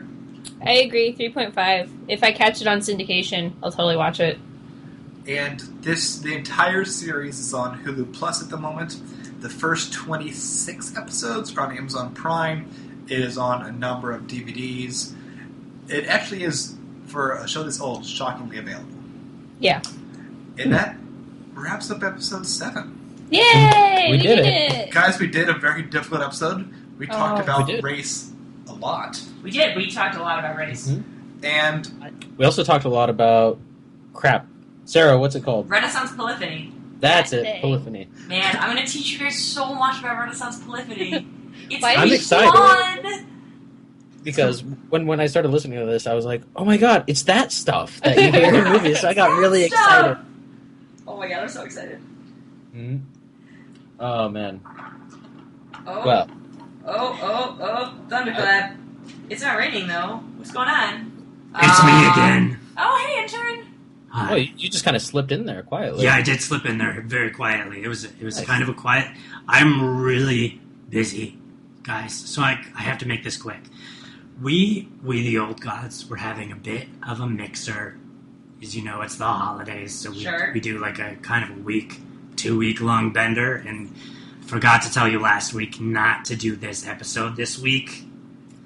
now you Oh. What? could have shown up over an hour ago. Yeah, And told but us not to talk about Birth of a Nation. You, Or a week you ago, had we a just had a to watch week to Birth of a just Nation. pop in. Just let us know. Send us a text. Tweet at us. Yeah. We have email even. Come on. Yeah. At theimmortalspodcast@gmail.com. You Or know you this. also can email us. I don't have a computer. I'm just an intern. What do you think I can afford a computer? Mm. Jeez. Okay, so there's a bunch. It's an open bar up there, so I have to be very quick with you. Okay, quick thing: do not record next week, please. What? We have so much to talk about. I know. Do not. We want record to get this next over week. with. Why Do don't we not take a week record off? next week? Because I will not be here. I told you it's a week-long bender. Gotcha. Okay, so don't do it next week. Fine. So for the week after, are you ready?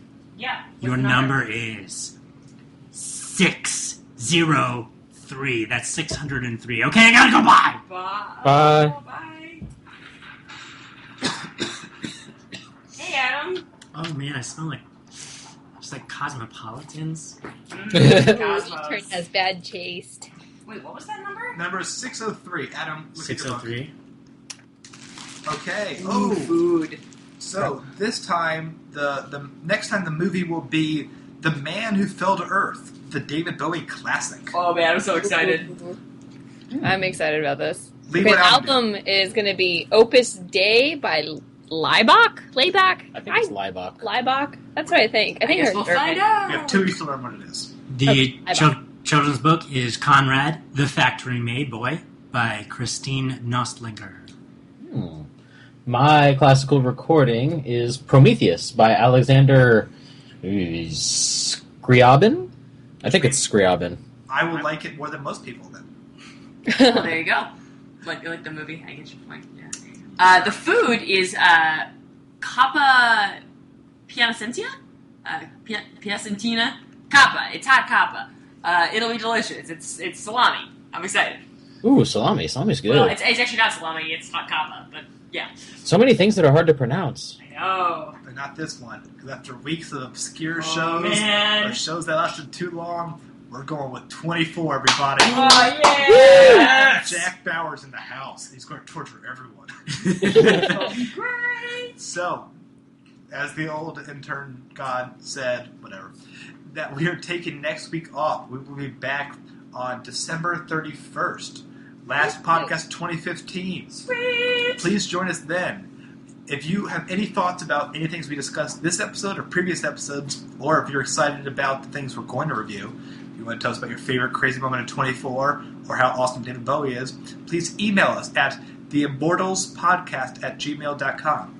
Or, if you have just a little bit to say, you can tweet at us at theimmortalspod, where you also see links and pictures to the things we discuss. But also, if you listen to this, please leave us a review on iTunes. It helps people find our show, which is always fun to get more feedback about what we're doing. So, once again, thank you all for listening. You are all fantastic people. My name is Austin. I'm Adam. I'm Sarah. I'm Lee. And I'm Pedro. We'll catch you next week. Bye. Nope, no, 2 weeks. Bye. Two Bye. weeks. 2 weeks. 2 I'm weeks. so good at podcasting. Say bye again. Yay. Bye. Bye.